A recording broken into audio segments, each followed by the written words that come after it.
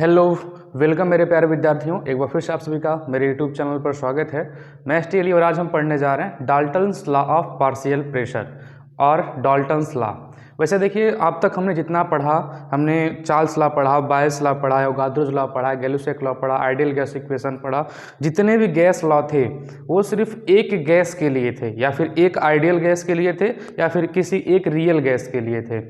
अब चूंकि हमको पता है एटमॉस्फेयर में जितनी भी गैसेस होती हैं वो मिक्सचर होती हैं, मतलब एटमॉस्फेयर में जो भी गैस है, या फिर आप कह सकते हो खुद जो एटमॉस्फेयर है वो गैसों का मिक्सचर है। मतलब इसमें डिफरेंट डिफरेंट टाइप के गैसेस होते हैं।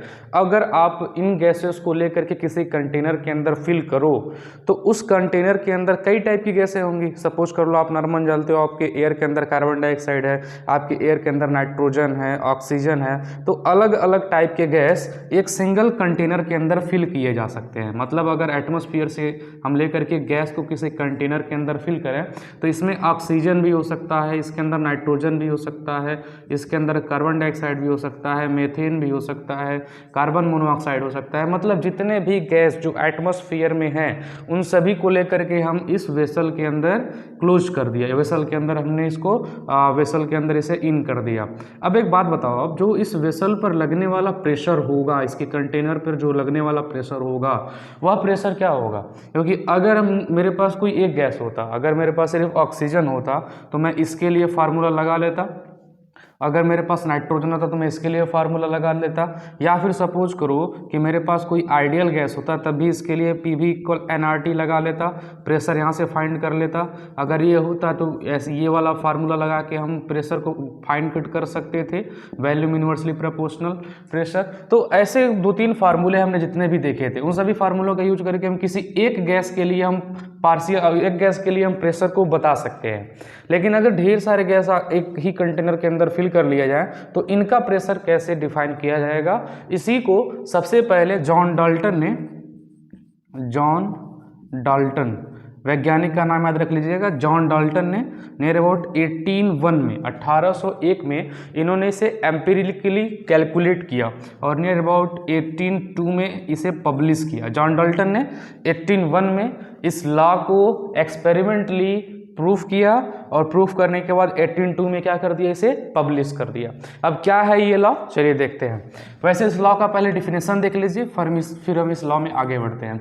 डिफिनेशन है, at constant temperature the total pressure exerted by a mixture of two or more non-reacting gas enclosed in a definite volume is equal to the sum of all the partial pressure that each gas would exert if it occupies the same volume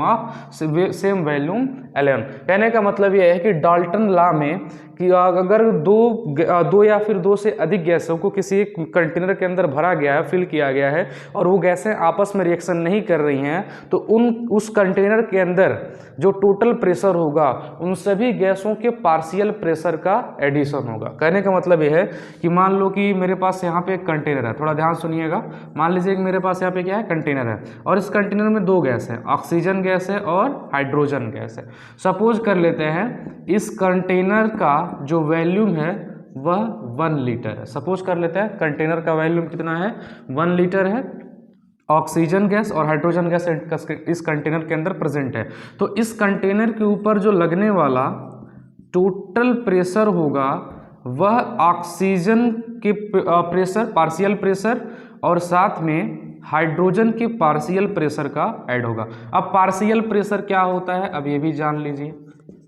partial pressure की बात कर रहे हैं। Partial pressure देखिए क्या होता है, मतलब पार्शियल प्रेशर ऐसा प्रेशर है, आप मान लो कि थोड़ी देर के लिए आप सपोज कर लोगे कि इसके अंदर हाइड्रोजन नहीं है, सिर्फ ऑक्सीजन ही है, तब 1 लीटर वॉल्यूम में इस ऑक्सीजन के द्वारा लगाया गया जो प्रेशर होगा वह कहलाएगा ऑक्सीजन का पार्शियल प्रेशर। ऐसे हाइड्रोजन का निकालना हो तो ऑक्सीजन को भूल जाओ आप। मान लो कि हाइड्रोजन अकेला है 1 लीटर इस वेसल में, तो हाइड्रोजन के द्वारा 1 लीटर वेसल में लगाया जाने वाला जो प्रेशर होगा वह हाइड्रोजन का पार्शियल प्रेशर होगा। ऐसे ही दोनों का अलग अलग पार्शियल प्रेशर निकाल के यदि आप ऐड करोगे तो उस कंटेनर के ऊपर लगने वाला टोटल प्रेशर आप डिफाइन कर सकते हो। इसको कुछ ऐसा लिख सकते हो, if there are 3 gases present present in a container and the partial pressure of gases is P1, P2, P3, then the total pressure of container is. देखिए अब मान लीजिए कि हमारे पास कोई 3 गैसेज हैं जो किसी एक कंटेनर के अंदर प्रेजेंट हैं और उन सभी गैसों का जो पार्शियल प्रेशर है P1, P2 और P3 है। Then total pressure of container हो जाएगा P total equal P1 plus P2 plus P3, P total equal P1 plus P2 plus P3। यही डाल्टन्स लॉ है। हमने पार्शियल प्रेशर आपको बता दिया ना। पार्शियल प्रेशर क्या होता है, इसे मान लीजिए कि कंटेनर जो है आप थोड़ी देर के लिए सपोज कर लोगे किसी एक गैस के लिए ही ये वॉल्यूम है, इसको आप थोड़ी देर के लिए नेग्लिजिबल कर दोगे, इसको थोड़ी देर के लिए समाप्त कर दोगे, तब एक गैस के द्वारा इस कंटेनर में अकेले लगाया जाने वाला प्रेशर, इसका प्रेशर पार्शियल प्रेशर कहलाएगा। ऐसे इसके लिए निकालना हो तो इस पूरे कंटेनर को मान लो कि इसके अंदर ऑक्सीजन है ही नहीं, अकेला हाइड्रोजन है, तो हाइड्रोजन के द्वारा 1 लीटर पर लगाया जाने वाला जो प्रेशर होगा उसे हम बोलेंगे हाइड्रोजन का पार्शियल प्रेशर। तो अभी देखिए डाल्टन लॉ कहाँ यूज होता है, इसको भी हम लोग देख लेते हैं। तो हेडिंग बना लेंगे यूज ऑफ डाल्टन लॉ या फिर utility of Dalton's law. Dalton's law क्या होता है समझ में आ गया, मतलब P1 P total equal P1 plus P2 plus P3। तो डाल्टन्स लॉ का यूज सबसे पहले हम कर सकते हैं वेपर प्रेशर फाइंड करने के लिए वेट गैस का, या फिर partial pressure of wet gas बोल सकते हो, partial pressure of wet gas. Partial pressure बोल सकते हो या फिर इसे आप सिर्फ प्रेशर बोल सकते हो। ठीक है, एक बार देख लो, पार्शियल प्रेशर बोल सकते हैं या फिर सिर्फ इसे प्रेशर बोल सकते हैं। ठीक, तो partial pressure of wet gas कैसे हम लोग डिराइव करेंगे डाल्टन्स लॉ का यूज करके। देखिए वैसे partial pressure of wet gas क्या होता है पहले ये समझ लीजिए। वेट गैस का मतलब ऐसा गैस जिसके अंदर नमी हो, कोई भी ऐसा गैस जिसके अंदर क्या हो, नमी हो। नमी का मतलब क्या हो, वाटर के मॉलिक्यूल्स प्रेजेंट हो, तो ऐसे गैस को हम क्या बोलते हैं, वेट गैस बोलते हैं। जैसे मान लीजिए कि ऑक्सीजन ही हो गया, यदि ऑक्सीजन को आप कलेक्ट करते हो एटमॉस्फेयर से तो उसके अंदर कुछ ना कुछ वाटर वेपर प्रेजेंट होंगे, तो ऑक्सीजन वहाँ पे एक वेट गैस की तरह वर्क करेगा, मतलब एक वेट गैस कहलाएगा। तो किसी भी वेट गैस का पार्शियल प्रेशर कैसे हम डिफाइन कर सकते हैं। वैसे देख लीजिए, अगर किसी वेट गैस की हम बात कर रहे हैं तो पूरा प्रेशर लेंगे, तो यहाँ पे मैं बात कर दे रहा हूँ P वेट गैस, ध्यान सुनिएगा, P वेट गैस मतलब प्रेशर ऑफ वेट गैस क्या होगा। वैसे आप देखो वेट गैस के अंदर पहला तो वह उस गैस का प्रेशर होगा और दूसरा जो है वाटर का वेपर प्रेशर होगा। वाटर भी है ना उसके अंदर, तो उसका वाटर का वेपर प्रेशर भी होगा। तो pressure of wet gas equal pressure of dry gas plus pressure of water vapour, pressure of water vapour, ये याद कर लोगे आप। मान लीजिए अगर आप किसकी भी वेट गैस का आपको क्या निकालना है, पार्शियल प्रेशर निकालना है, तो पहले उस गैस का, ड्राई गैस का को पार्शियल प्रेशर पता होना चाहिए और साथ में वाटर का वेपर प्रेशर पता होना चाहिए, क्योंकि जो वेट गैस है जब तक ड्राई गैस के अंदर आप वाटर के वेपर्स मिलाओगे नहीं तब तक वेट गैस आपका बनेगा नहीं। मैंने यही कहा ना कि किसी भी गैस के अंदर जब वाटर के वेपर प्रेजेंट होते हैं तो उसको हम बोलते हैं वेट गैस, यानी कि वेट गैस के अंदर ड्राई गैस और वाटर का वेपर प्रेशर दोनों होगा। सो पार्शियल प्रेशर जो वेट गैस का होगा वो पार्शियल प्रेशर ड्राई गैस और पार्शियल प्रेशर वाटर वेपर का एडिशन होगा, सम होगा। ठीक है, ये लिख लिया। दूसरा जो डाल्टन्स लॉ का यूज होता है वो होता है in the calculation of partial pressure. Second जो हम लोग यूज करेंगे वो होगा in the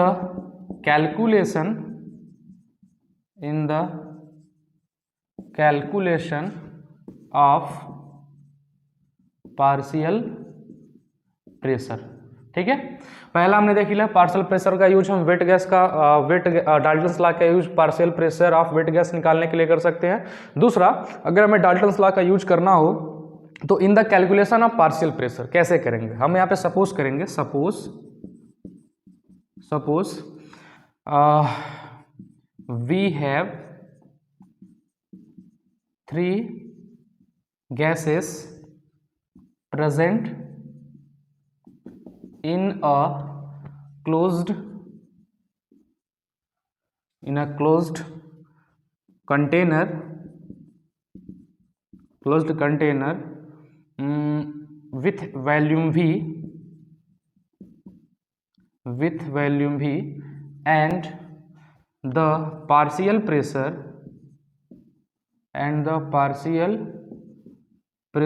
of gases is P1, P2 and P3। हम मान लेते हैं कि suppose we have 3 gases present in a closed container with volume V and the partial pressure of gases is P1, P2 and P3।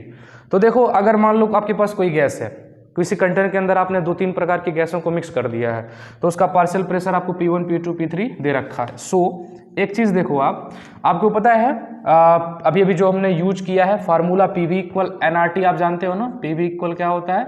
nRT, या फिर बोल सकते हो P = nRT/V, या आप बोल सकते हो P = nRT/V। तो हम लोग इसका यूज करेंगे। मान लेंगे कि इन तीनों कंडीशन के प्रेशर में जो नंबर ऑफ मोल्स हैं N1, N2 और N3 हैं। For the partial pressure of P1, P2, P3, the number of moles is N1, N2 and N3।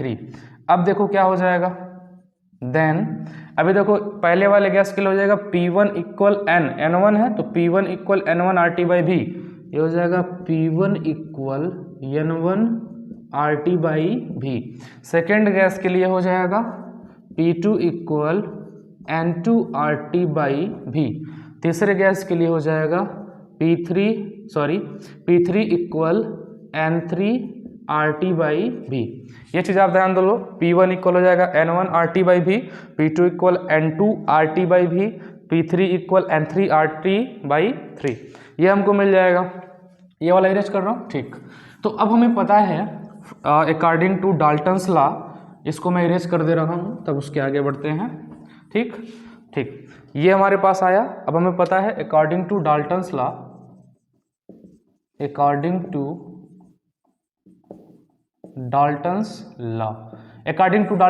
कहता है? P total = P1 + P2 + P3, यानी कि कंटेनर के अंदर जो लगने वाला टोटल प्रेशर होगा, इन तीनों का क्या होगा? एडिशन होगा।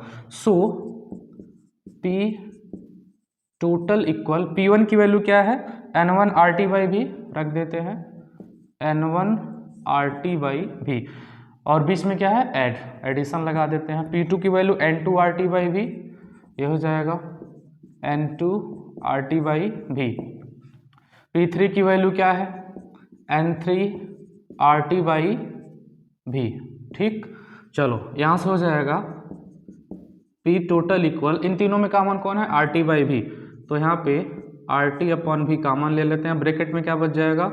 N1 + N2 + N3, ये हमें मिल जाएगा। ठीक है, अब यहाँ से हम निकालेंगे मोल फ्रैक्शन ऑफ गैस।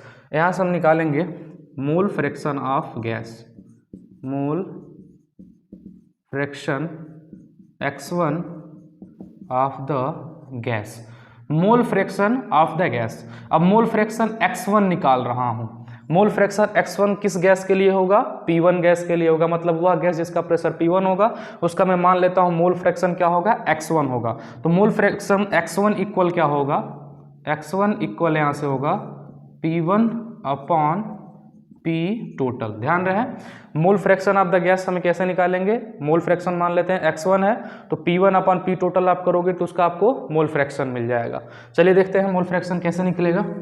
ठीक है, तो P1/P टोटल करना है, हमें करना है P1/P टोटल।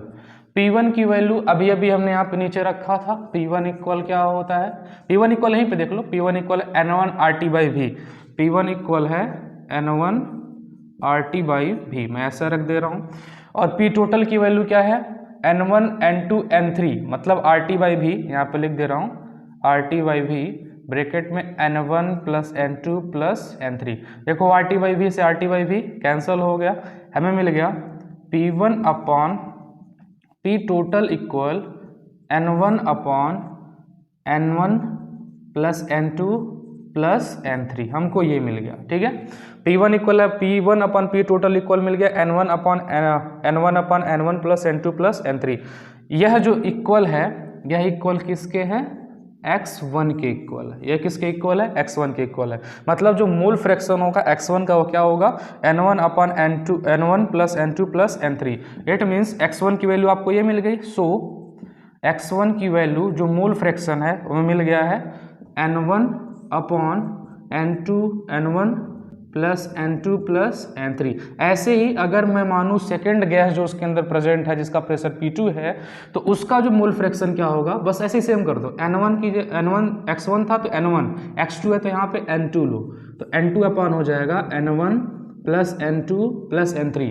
ऐसे ही मान लो जो गैस तीसरा था, जो गैस थर्ड था जिसका प्रेशर P3 था, उसके लिए क्या हो जाएगा, यहाँ पे हो जाएगा N3 upon N1 plus N2 plus N3। तो देखो यहाँ पे ऐसे करके हम क्या कर सकते हैं, मोल फ्रैक्शन गैसों का निकाल सकते हैं। अब एक चीज़ देखो, हमें तो पार्शियल प्रेशर निकालना है ना, तो मान लो पार्शियल प्रेशर निकालना है तो मोल फ्रैक्शन हम यहाँ से कैलकुलेट कर लेंगे, और P टोटल की जो वैल्यू है कंटेनर का हम प्रेशर चेक करके पता कर लेंगे P टोटल कितना है। तो अगर हमें किसी भी कंटेनर का निकालना हो वैल्यू, तो फार्मूला हो गया P1 upon P total equal x1, या फिर इसे उधर भेज दे रहा हूं तो हो जाएगा P1 इक्वल P टोटल, अभी इधर डिवाइड इधर जाएगा मल्टीप्लाई, इंटू x1, ऐसे मिल जाएगा। ऐसे सेकंड के लिए करोगे आप, हो जाएगा P2 equal P total into x2 हो जाएगा।